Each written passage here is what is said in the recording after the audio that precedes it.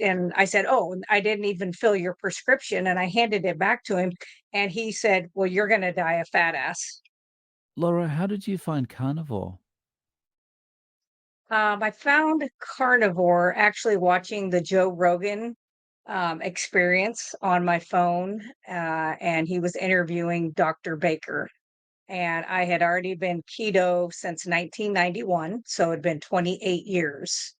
Of course, when I started, it wasn't called keto. It was just getting rid of everything white and processed, is how I went about it. And that's just listening to him made such good sense. My father's side of the family is Cherokee Indian. He was raised in Oklahoma in a reservation. And just him saying, our ancestors didn't chase broccoli. And I was like, no, they didn't. What was it that firstly drove you to the 28 years of keto? When I was 19, I went to see my family doctor who was very new out of medical school. I was 240 pounds. And he did talk to me about education of nutrition, but it was absolutely, looking back, it was crazy. It was chicken breast with no skin, no fat, fake butter in the country crock, which I'm not afraid to say their name, and egg whites in the container. So, like the little cartons of egg whites.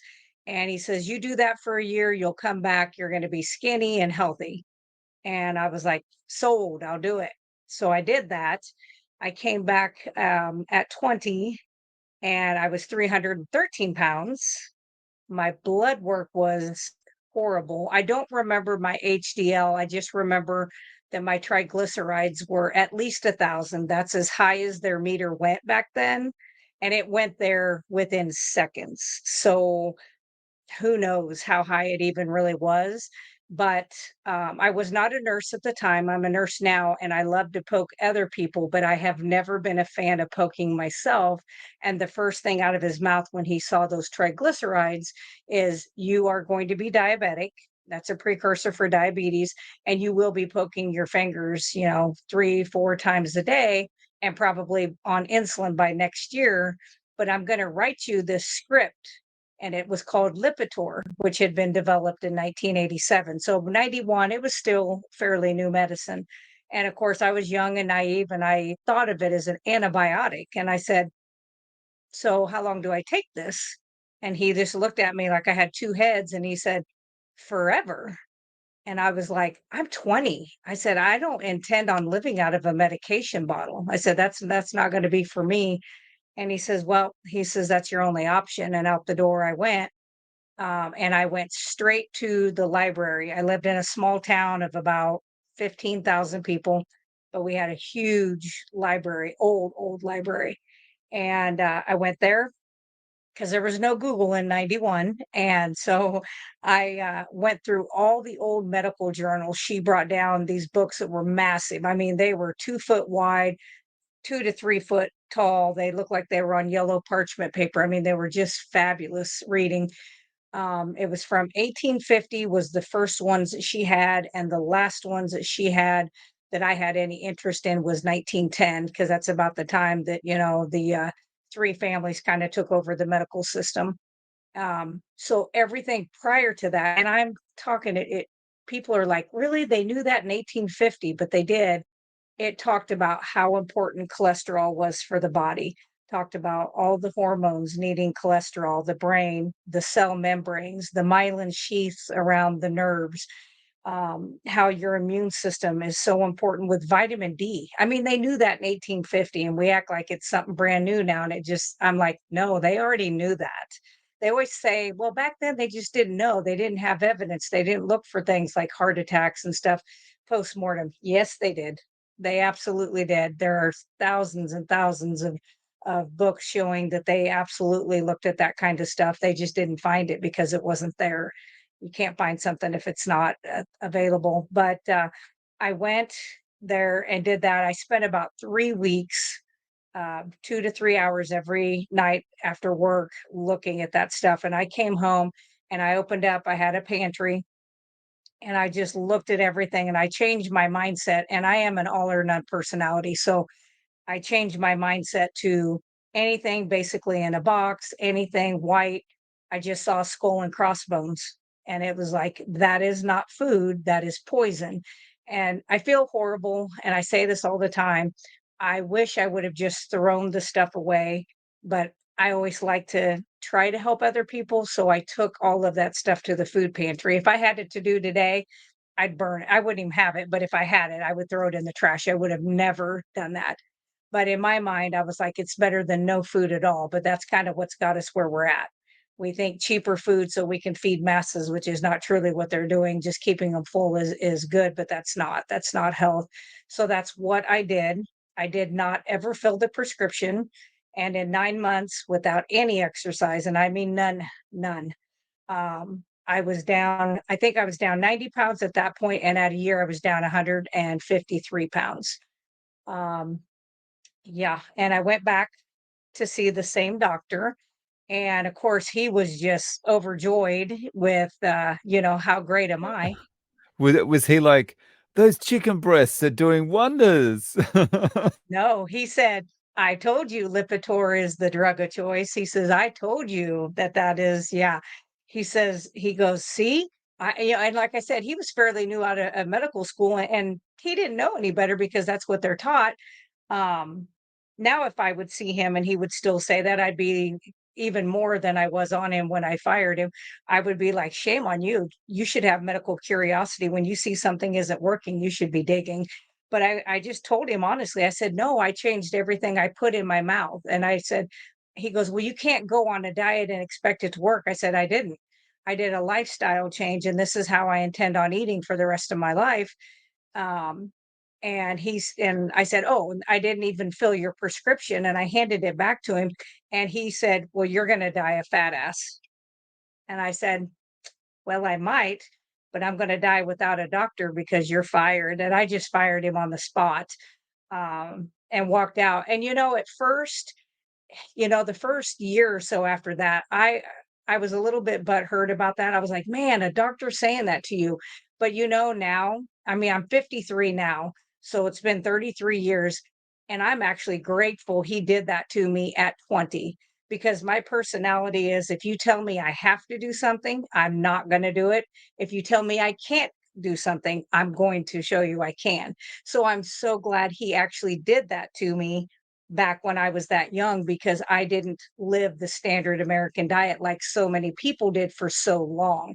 I did it for probably 4 years total, but had always been heavy as a kid. It's just in my family, because even though we weren't eating horrific food, and a lot of it wasn't box food, it was German cooking. My grandmother was German. It was copious amounts of it, and it was always with white bread, and it was with margarine and stuff like that. So that's what I did, and then I just lived it. That's what I did the whole time. Nice. So 28 years on keto, and then you discover carnivore. Did Yes. a lot of the reasons you went into carnivore is just seem to make sense, but did you notice any changes from where you'd Yes. been on keto? Yes. Yeah. So basically, the first 26 years of keto was perfect. We have a great big garden. So anything that was green that I was going to eat, we were making, we were producing it. We knew what was on the ground. We're not in a place where there's stuff coming in. What you can get out of the air, we can't help. But for the most part, we have our own stuff. We deer hunt, we fish, we have local beef that we buy from somebody we know personally. um, and so I had done that for the 26 out of the 28 years and had no issues, done very well.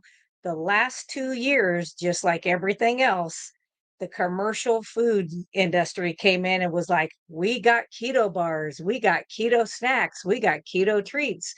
And I started going, because sweets were my thing. So I would get those Quest bars, and I didn't even read them. They were like, Quest, keto approved, da da da. And I can remember eating the first one of those, and it made me come home and want to find anything in the house, because I don't use honey um, eating wise, but I use it medicinally. So I do have, plus bartering, I have a lot of honey.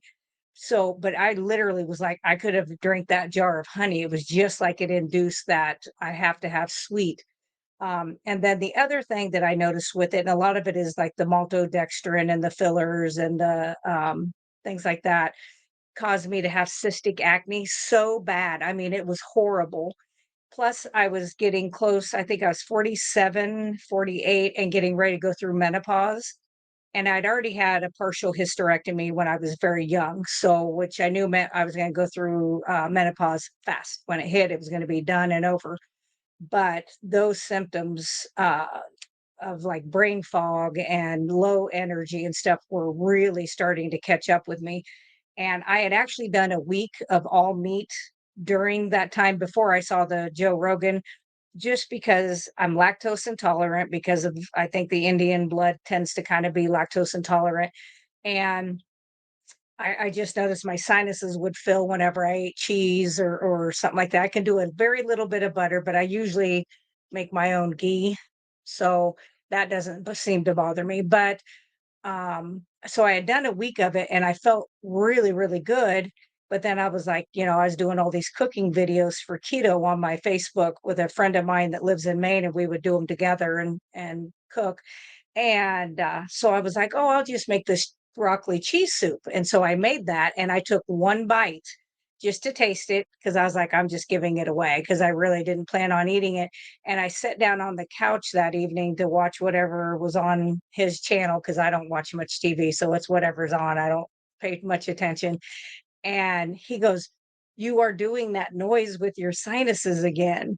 And it's because the roof of my mouth, the soft palate would itch because I was allergic to the milk. And I was like, "You're right." And that was the week that I was just going through Facebook and I saw Joe Rogan. And I had known him, seen him from like the UFC stuff. And so I was like, well, let's see what he's got to say. And then that's when Baker was on there talking about, the proper human diet and how you don't carbohydrates are not a nutrient that is required for the body, which I knew that from going through nursing school and nutrition class.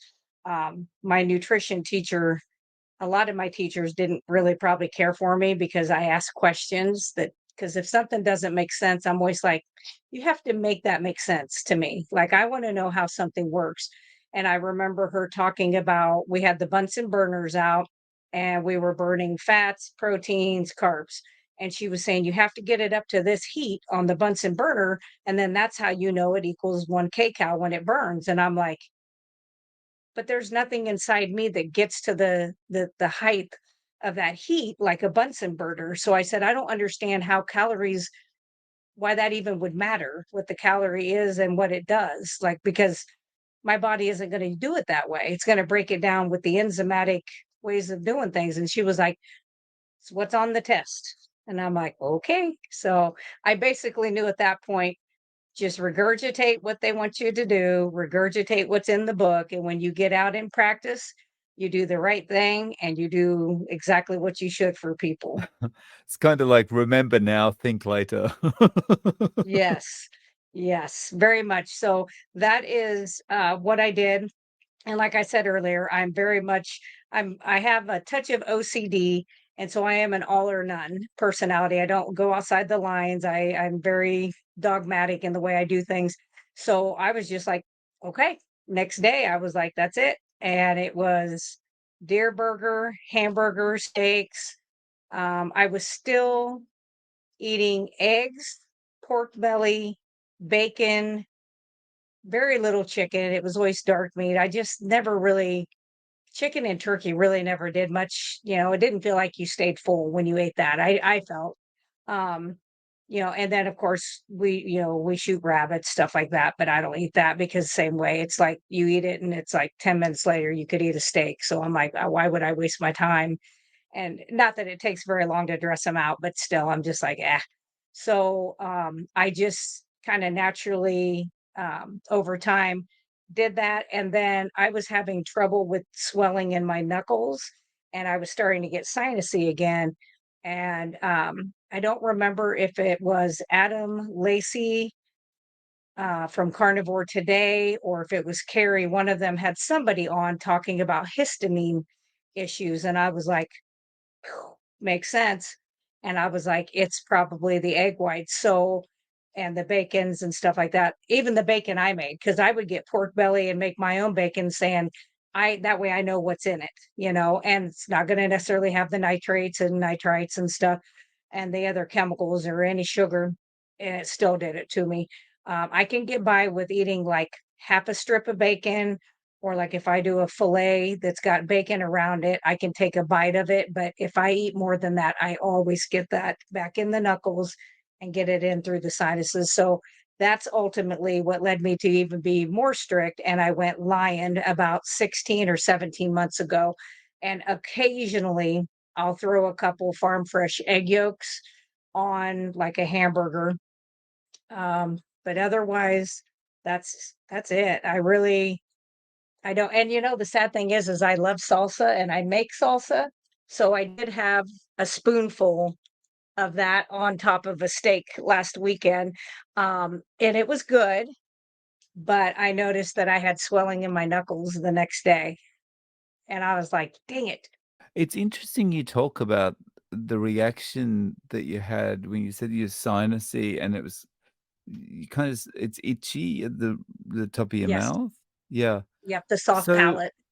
yeah, I remember all through my life, and just when you mentioned this, I always had this kind of itchiness or whatever where I had to almost it was this weird kind of reflex I had where I had to run my tongue over the Yep. top of my mouth, and it was like It it would drives make my a clicking husband sound. crazy. Yeah, Yeah. and I don't do that anymore, and I haven't realized Mm-mm. until you talked about it just then. Wow, Yeah. that's interesting. Yeah. Yeah. Um, so, for you, I mean, you've been living this lifestyle, I, carnivore for a good amount of time, but, like, yeah. just carbohydrates are the The devil devil. basically for a good portion of your life. Like, Yeah. what do people around you think about this? Well, my children grew up that way. They saw that their whole lifetime. They ate that way for the majority of the time. You have little control of what your children do in the United States in the school because it's a government school. So they feed them kind of what they want, even against what you want them to have. But they both are pretty good now. They're 27 and 34. So they were just used to it. Um, I still had birthday parties for them, still did stuff like that. It was just more geared around fun and being around other people versus being surrounded by junk. They still did have some of that kind of stuff. But even if they did have treats, it was something I made from scratch. It was going to have the cane sugar, it was going to have that Imric flour. Or icorn flour. It was going to be stuff that I ground. I have a mortar and pestle, and I would actually take wheat berries and actually make the flour myself. So even at that, yes, it wasn't the best, but it was much better than, it didn't have 28 ingredients that you can't pronounce and you need a chemistry degree to know what you're eating. So that was that. My mom thought I was absolutely insane. I can remember going to her house because I gave this all the white bread and pasta, sugar, rice, all that up in 1991, the day before Thanksgiving, because that's my personality, is that I'm going to do it at the hardest time and see if I can make it through these holidays, then I know I have it made. I can make it the rest of the year, but I purposely set it up to do that. And I can remember going to my mom's house, and on my mom's side, they're all very heavy. 250, 350, around in that range. Nobody really above that I remember on that side. And they're not very tall. They're usually like 5'2" to 5'7". Um, but she's pulling out the plates for everybody, and she pulls out this plate that's the size of I mean, you could sit on it and go down a ski hill. I was like, I said, oh, no, I want the smaller plate, like the salad plate. And she was like, oh, it's Thanksgiving, it only comes once a year. And I said, as does Christmas, as do everybody's birthdays, as do anniversaries. Somebody retires from your work, somebody's having a baby, somebody's getting married. And I said, there's always those holidays. I said, I do not feel like I want to do that to myself. And she says, "Well, don't you want to enjoy yourself?" And I said, "I do." I said, "But when I eat like that and I fill up a plate to that enormous amount, I don't feel good. I'm sitting there and it takes you an hour to get over the brain fog of what you just threw in your body. And then you can finally maybe enjoy the rest of your day." And I said, "So, no, that's not enjoyment to me." And so, even at this time, I mean, it's been 33 years this year, and still, she has a lot of metabolic diseases. She has arthritis that has destroyed all of her joints.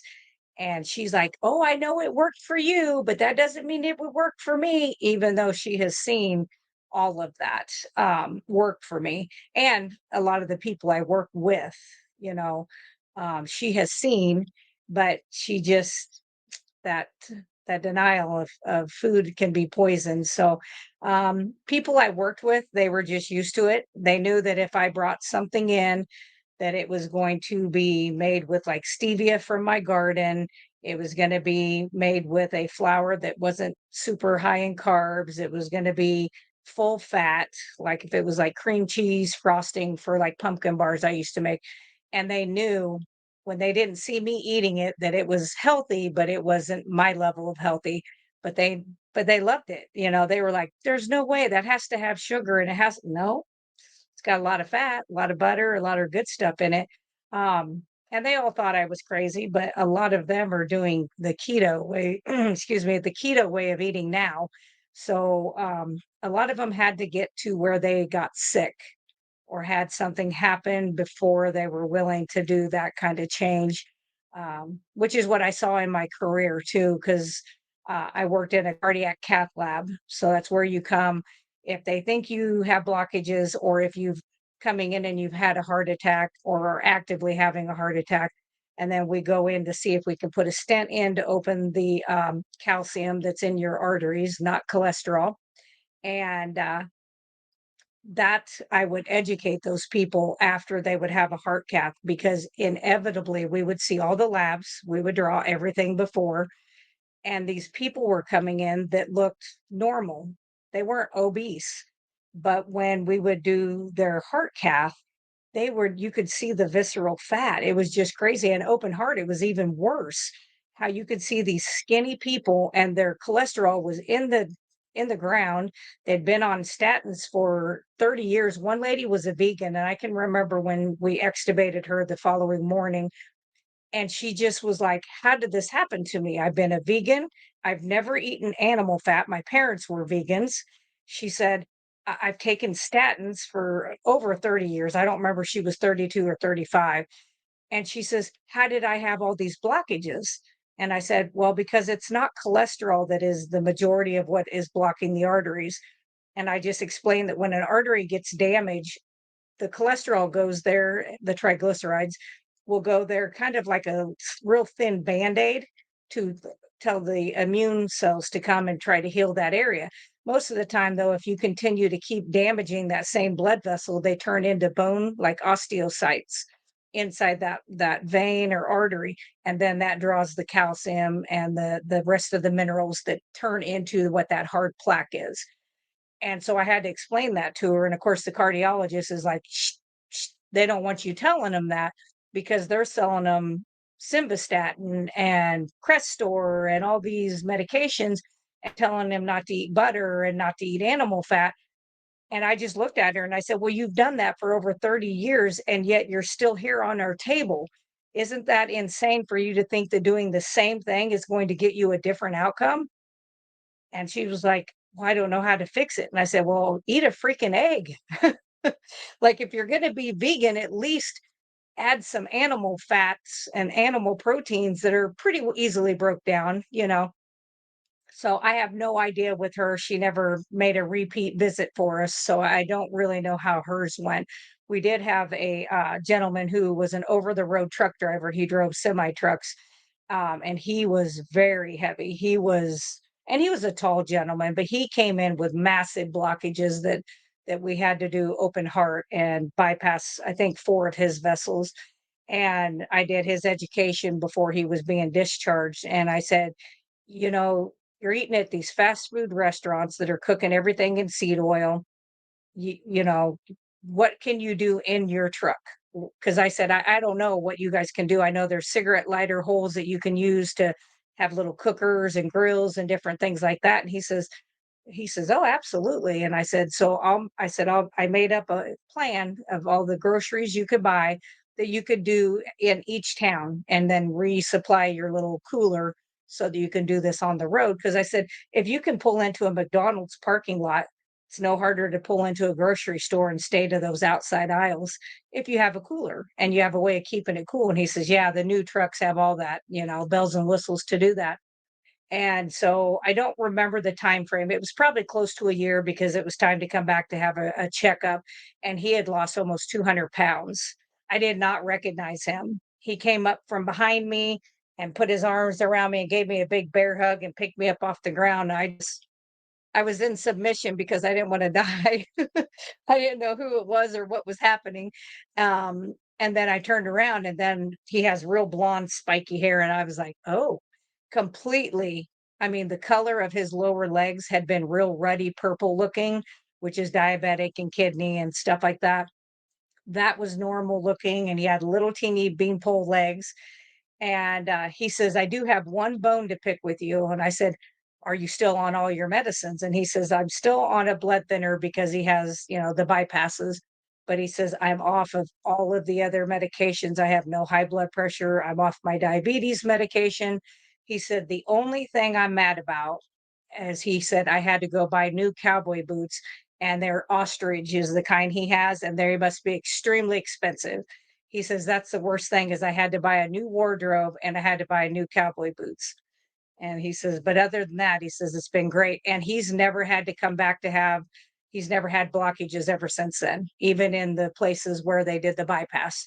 So he was able to maintain that. So I've been able to do that with quite a few patients that I've worked with over the years, getting them to get rid of diabetes and hypertension and psoriasis is totally 100%.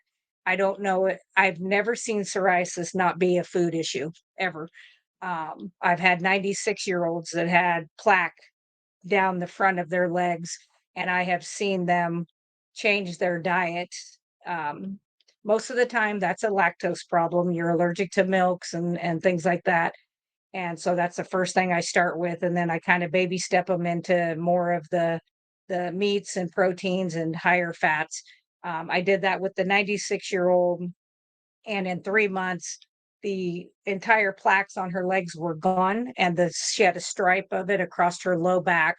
And her nurse practitioner, who I've worked for or with in the emergency room before years ago, called me and she says, "What did you do? Did you put something on her? Because the steroid cream wasn't working anymore." Which I said, "No, we didn't even put that on because it wasn't working for her." They had tried a pill that you can do, but it's really, really toxic to the liver. And she decided not to do that.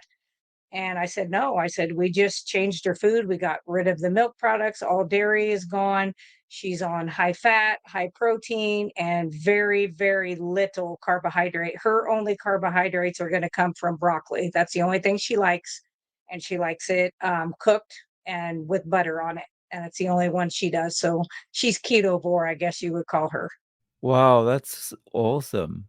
And it's so good that just with a little education, you can help so many people. Yes, I had somebody interview me. I'm trying to think if it was before the Dr. Baker interview or after. I did one with him. Um, I don't remember, but she said, "Aren't you afraid of teaching, ketovore, carnivore with you being in the medical system?" And I said, "I'm not. I have this little license called a registered nurse license and a scope of practice that says to teach nutrition. That's all it says, to teach nutrition. That means whatever basically nutrition we feel like they need." Um, and I will never work for a big corporate medical system ever again. I have done so.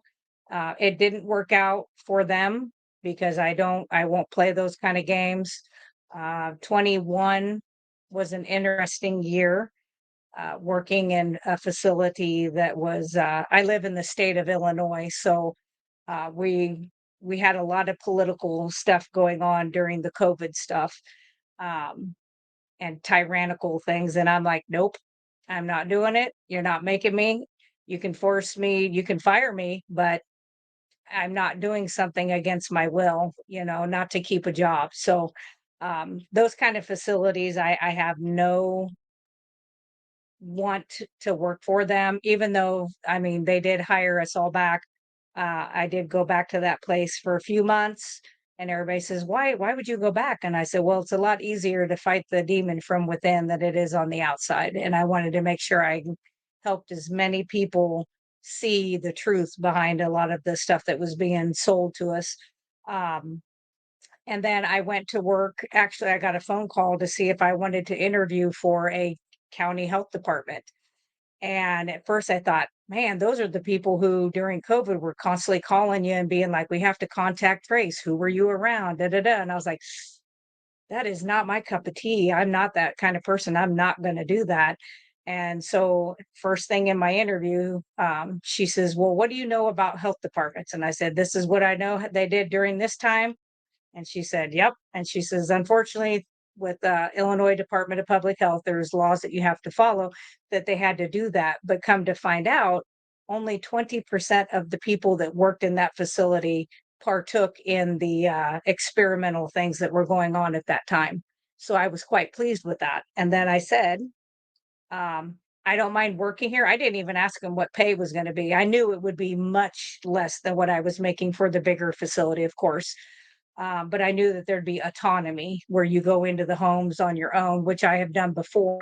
And so I appreciated that. And I just was very upfront and said, I will not give any of those.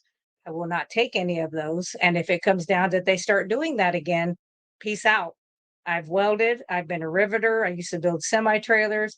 I will do whatever I have to do, but I'm not going to go down that road again. And they were like, "No, that's fine." And I've never had any problems with that. So at this stage, it's carnivore for you forever? Oh, forever. Yeah. I would never, um, I would never go back to the other way. The only way I would ever eat something that I feel like something out of the garden. We still have a huge garden. I was out there weeding it the other day, and my husband was kind of like, "Oh, you missed a spot." And I was like, "Dude, I don't eat anything out of this garden. You're lucky I'm out here spending 2 hours in the sunlight just to get vitamin D to pick your weeds." So I was like, "Be nice," you know? But yeah, I have no intention. So something that I do, is I'm a prepper planner, and I've been that way my whole life. I was raised by my mother, and my grandmother lived next door. She and her family came through Auschwitz, so they have seen the worst of the worst. And so from a very young age, I can remember her always talking about, you need to be self-sufficient. You need to be self-aware. You need to never depend on a government. And I remember one of the things she said in I think it was 1984, because I remember it was Walter Cronkite on the news who only gave you just the news. He didn't give you a spin. He just, here's your facts. But it was during Gorbachev and Reagan. We're talking about the wall coming down. And she turned and looked at me, and she looked me up and down, and she said, "It is not the government's job to take care of your sorry ass." And I was like 13 or 14. I was like, Okay, I didn't expect it." And she said, "Any government that wants to take care of all of your needs has an ulterior motive, and don't forget that."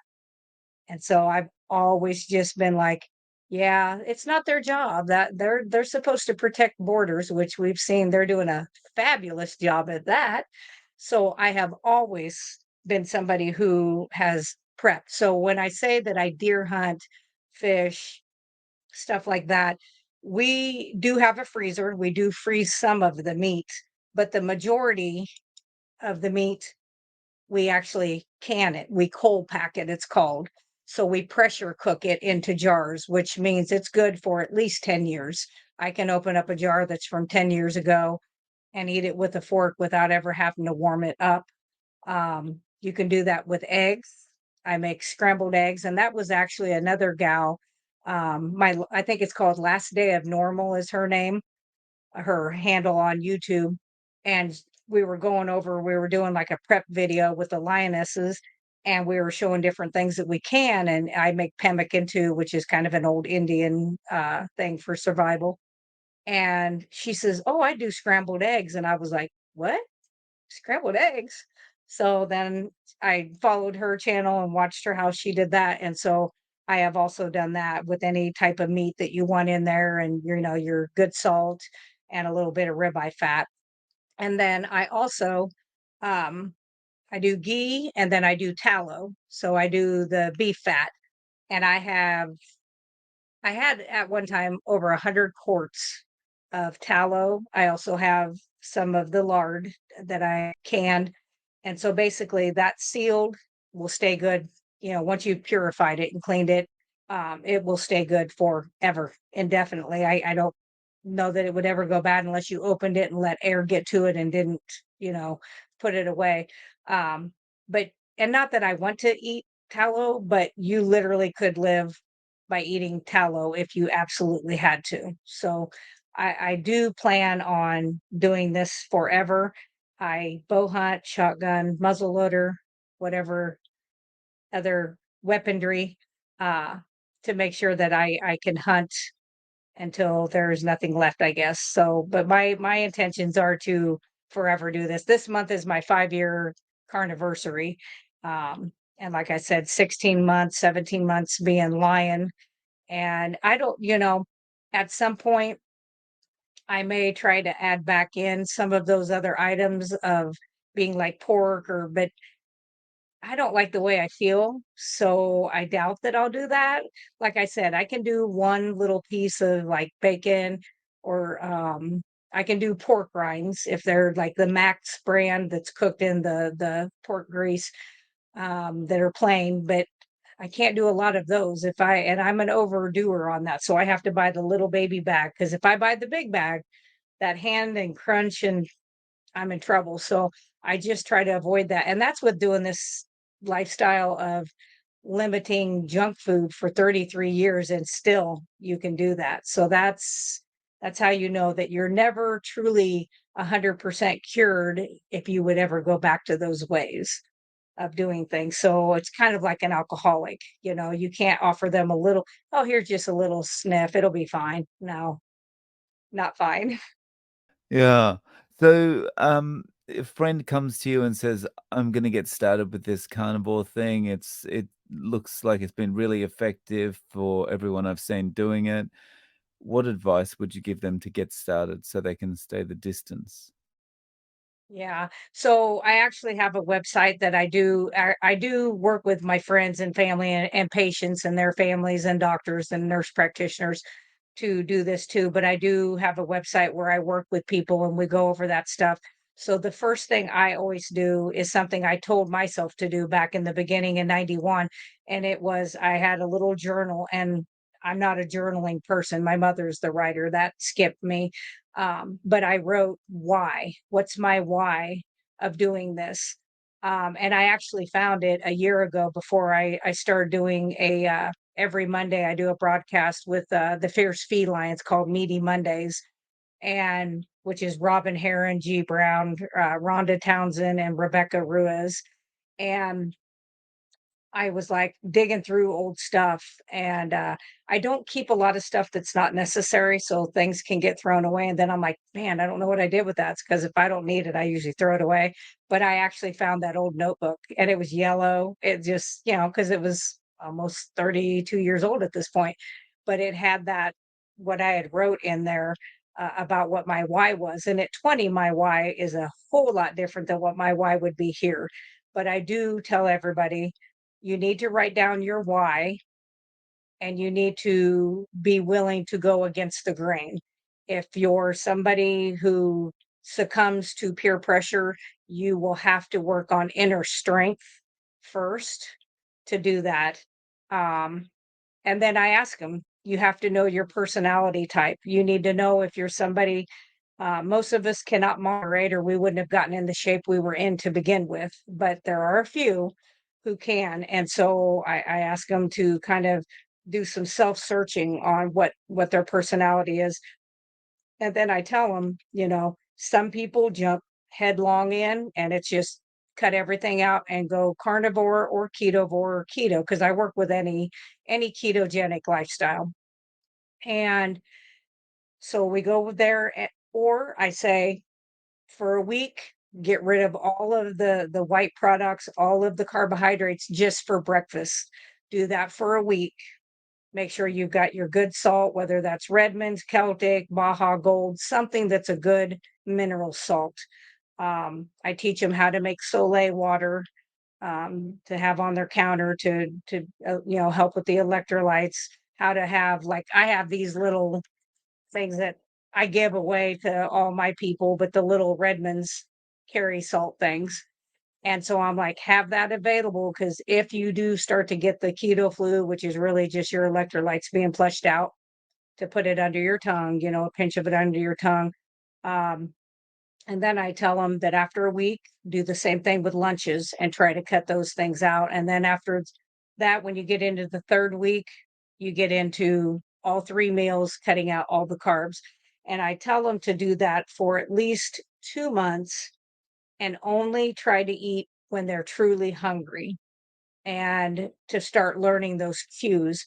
Until they are fat adapted, I don't really recommend fasting. And a lot of people have overate and gotten to the weight they have because they have emotional issues, trauma, abuse, things that have happened to them.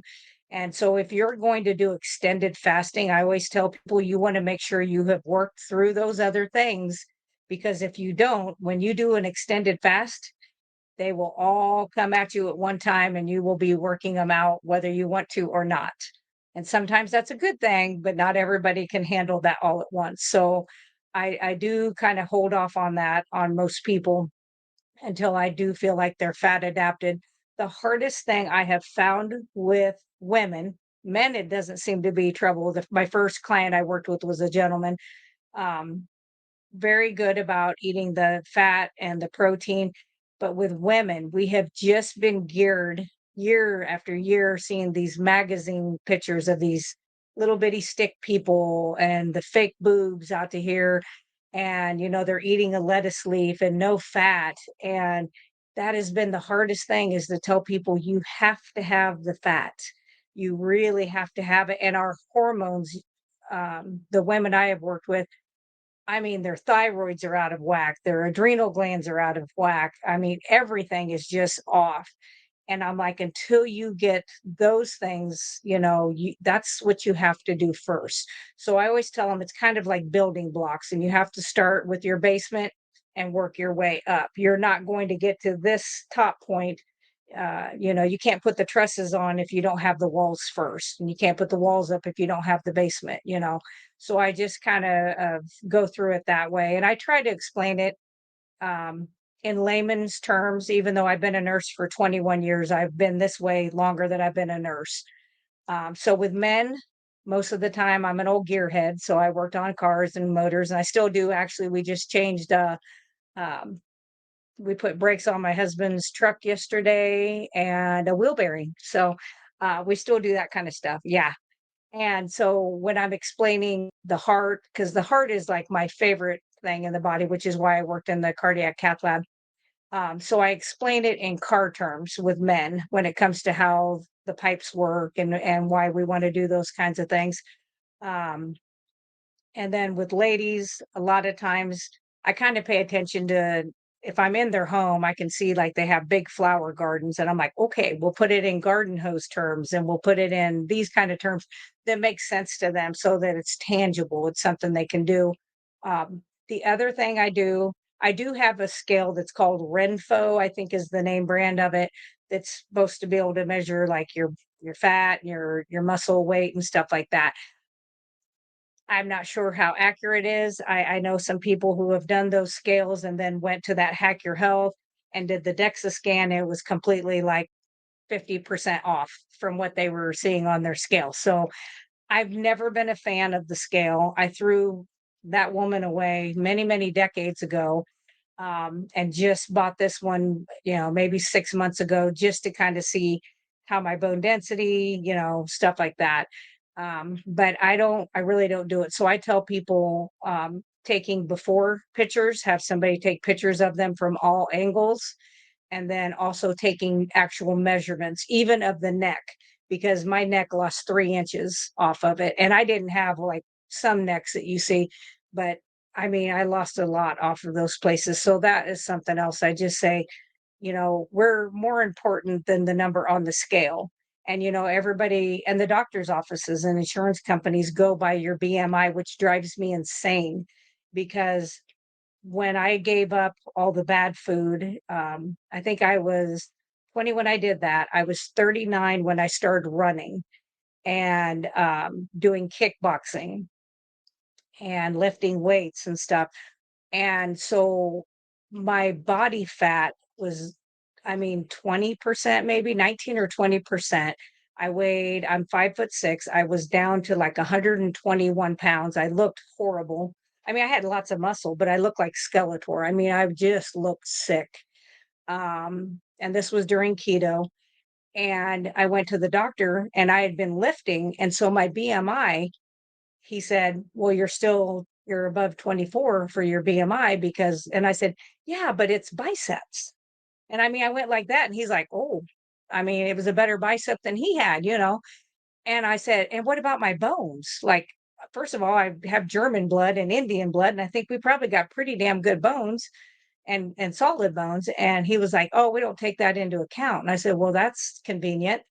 And I said, "Well, then I don't care what your BMI counter says my health is because I feel wonderful." Um, yeah, so that's that. And then when I was 50, I went to see, I only go to the doctor once a year because our insurance says we have to.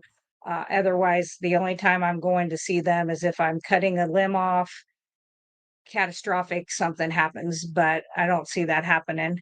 But that would be the only other time I would go. But I went and it was right around my 50th birthday. And of course, I'd done my panels and stuff. And I this is another thing that I want people to know is we used to be told to do fasting blood work for your hemoglobin A1C and your lipids. And now all of a sudden they're like, "Oh no, you don't need to be fasted."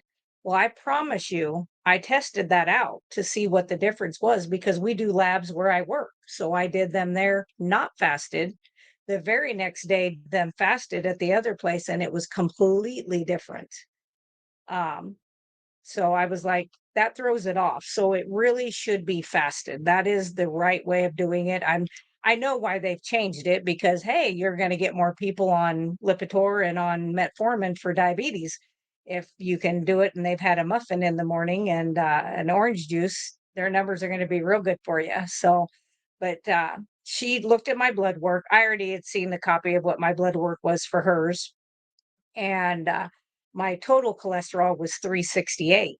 And she come in and she's been vegan for 25 years at this point. So she comes in and I'm sitting down, she stands up, coming in, and she just stands there and she goes, "Oh, your cholesterol is high." And I went, "Oh." And she goes, "Are you concerned?" And I said, "Absolutely not." And she goes, "Why?" And I'd only seen her twice before this, so she didn't really know me 100% yet, but she got to very well. And I said, "Have a seat. I got an hour. I pay for a whole hour, so I get an hour with you." And so she's like, "Okay." And I said, "Didn't you take physiology same as I did?" She goes, "I did." And I said, "Well, then what does cholesterol do on my body?" And she kind of goes, "Well, it can cause heart disease and strokes." And I said, "Okay." Yeah. I said, "Well, that's what you guys keep saying." But I said, "I worked in the cath lab and the people we got coming in having heart attacks and strokes and having full on blockages in their heart was calcium for one." Said number two, most of every one of them was low cholesterol, very low LDL, very low. I said, and in my career, I've taken care of a lot of patients in my area because we're very lucky to have that here. Many people who make it over 100 and well over 100, 104, 105, living on their own. And I said, all of their LDLs are high, and so are their total cholesterol. And I said, that doesn't happen on accident. And then I just went into, your liver produces 85% of the cholesterol that's actually running through your body. Is that on accident? Like we have an organ that's doing something it's not supposed to do? And she goes, no. And I said, and then what else does cholesterol do? You said hormones. I said, what about my brain? And she said, yeah, it's 65% or so of cholesterol. And I said, in my cell membranes? And yeah, it's cholesterol. I said, the little covering over your nerves called the myelin sheath. I said, isn't that a double layer of phospholipid double layer? Yes. And I said, okay. And I said, huh. I said, well, I did a thesis on cholesterol lowering medications. It came out in 1987. And by 1989, the incidence of Alzheimer's, dementia, Parkinson's, ALS, and MS had went up 50%. And that's taking into account the higher number of people hitting that age range because the baby boomers were hitting that. And I said, that didn't just happen because we got lazier and we're not out working as hard as we used to. That has a part in it. But I'm like, what changed in their lifetime? And then what did they go on that really ultimately all of a sudden they have that shift? And I said, that's not accidental. And she goes, well, that the facility here is going to recommend that because they have to work under the standard of care. And she says, I'm going to have to recommend, a statin. And I said, well, you can recommend all day long. You can put that script in the computer. I'll even buy it. But I said, I'll bring it back and you take it. Because I said, I'm not taking it. Because I said, my triglycerides are 33 to 40 usually. My LDL is like 150, 160. So I don't care. And I just said, I feel the healthiest I've felt, and I was 50 at the time. I could run circles around her, and she's a marathon runner. And I said, she was telling me that she had just gotten her casts off. And I said, again? And she says, yeah, I fell and broke both of my wrists again. So this is twice. She broke her wrists together at the same time. One was from a fall where she was running. So there could have been a pretty big impact on that. And I'm like, we'll give you that one. The other one was sitting in her chair at work, which is what, maybe 2 foot off the ground, and fell out and caught herself and broke them. And I said, ooh, and she goes, yeah, she goes, that's just unheard of. I said, no, it's not in vegans. It's very well documented that they have brittle bones. And I said, just like your hair. And I said, no offense, your hair, she has pretty hair. And thank God she had a lot of it, but she had little just pieces broke off everywhere down it and real dry. Looked like you could just do this. And then she was missing this part of her eyebrows, which is thyroid. And then you could see her. And I said, oh, and your thyroid kind of sticks out. She goes, yes, my numbers are just horrible. She goes, I just can't wrap my head around why are your minerals and vitamins perfect? Because I had done a vitamin panel and minerals and everything. My B was off the chart. It was over 2000, which I think the high for them is like 1240 or something. And she goes, I don't understand how you can have that. And I am a vegan and mine are low and I take all of my supplements. And I said, well, I said, there's two reasons. I said, one, I eat the animal that's a ruminant animal. He eats the grass. He breaks it down. He converts it into the form of a vitamin I can absorb. And then I eat him. I said, you eat the plant and that vitamin cannot be converted because it's wrapped in cellulose. And unless you have a funky bacteria or four stomachs, I don't think you can break down cellulose. So you're not getting those vitamins. And even the ones you're taking in, you don't have the precursors that you need to have for those to even be helpful. So those are just going out in your stool and in your urine. And she goes, we ended up looking at her labs. She brought her labs out and we went over her labs. And before I left, I said, if you could change one thing, I would at least add eggs, get some fat, get some eggs into your life. I have no idea if she started it. I have only seen her one time since then, because that she wrote an order for me to go get a cardiac calcium scan. I had had one after being keto 26 or 27 years, and I think my score was like 300 and something, which is that's not great, but I have patients that theirs is 2500. So it's still not where I wanted it. And so I had been carnivore about 2.5 years at this point. So I went and did the cardiac calcium score, and I got a call within, I don't know, an hour of having that appointment, that CT, because I did it before work.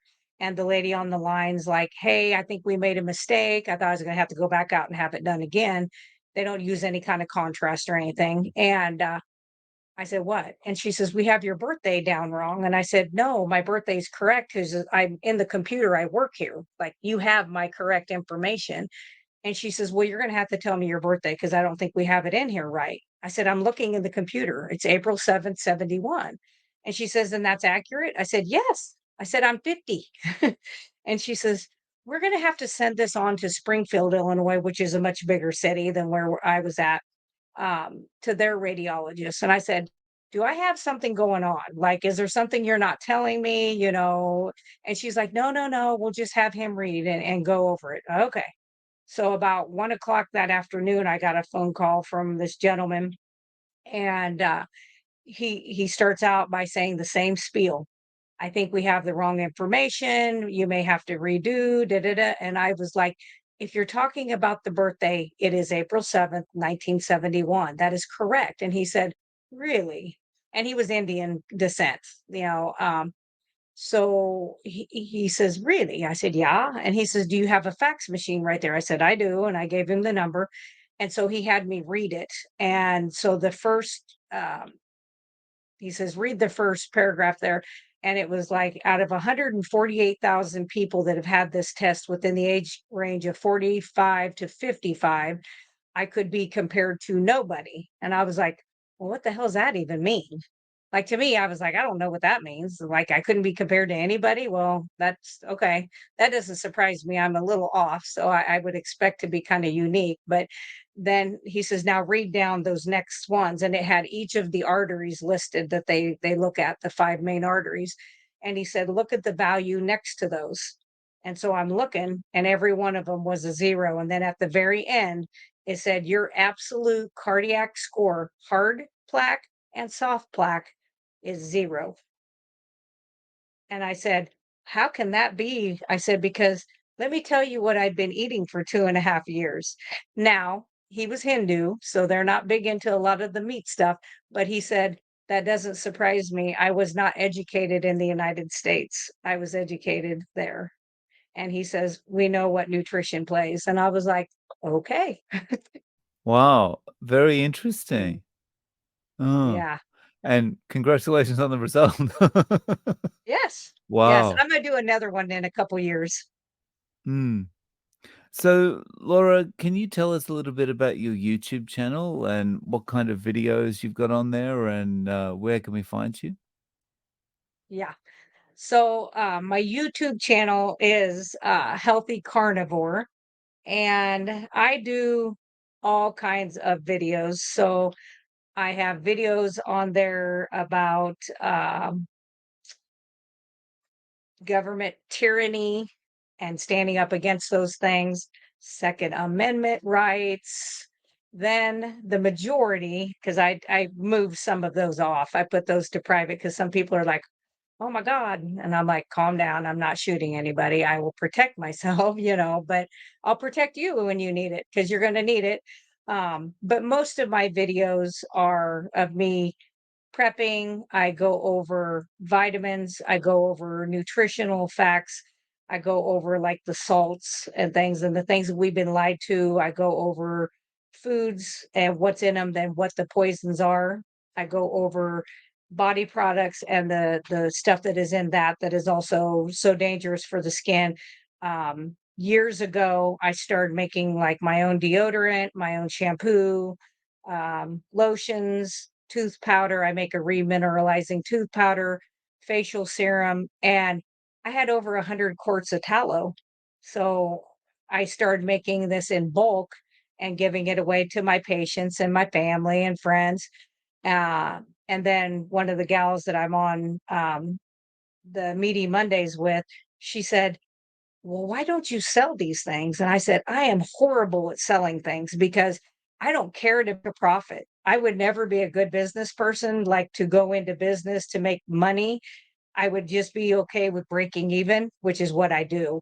So, I have a, website, and it's called russellbrands.com, but that's with a Z, because I like Russell Brand, but I'm a Russell also, so that's where I get that. So I put the Z in there, but I do sell my tallow products on there, very cheap, and I do mean they're at cost.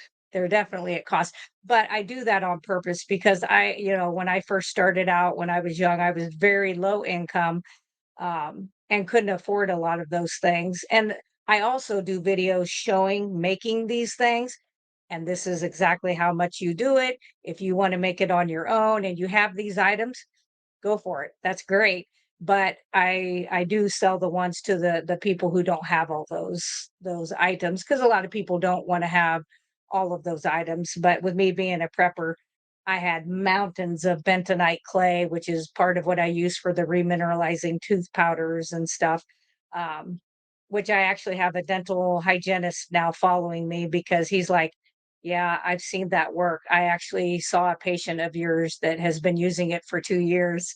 And he said, that's how I found you, is she gave me your name. So, but that's what I do. I also do some nurse coaching on there, just work with people one on one on there. I'm trying to think. That's pretty much it. And I'm not real good at doing the shorts. These people are pretty good at doing shorts, but I have a full-time crazy nurse job. Exercise is a big part of my life. I do exercise every single day of some form. I ground every single morning. I get light in my eyes. First thing is going to be sunlight. So that is what I kind of do every day. And then if I get a whim of like, this is my chapstick, and I'm like, I'm going to make chapstick today. I might do a video on how to make your own chapstick, or it goes, like I said, I put it on my website and it's available, but I try to educate people to keep them informed that your daily health is not your doctor's job or their problem, it's yours. And you have to take back your health if you want to survive and have longevity. I take care of a lot of patients who are very young. I had never taken care of so many patients younger than me until the last 3 or 4 years. Um, I mean, almost the age of my oldest daughter. I've had several of them. And so that's kind of disheartening to see, but I do educate. I'm like, here's some information, you can go and see these people. And I always reference all the different doctors and different people's channels to see. So that's kind of what I put out there for content. I try to keep it as light as possible. There's been a few where I get a little bit and everybody's like, "Well," I'm like, "Don't go to my Facebook then, because half the time I'm in jail." So, No, no worries. So I'll link to your channel below. yeah, Laura, I really appreciate you coming on and sharing your story with us. Thank you so much for your time. you're welcome.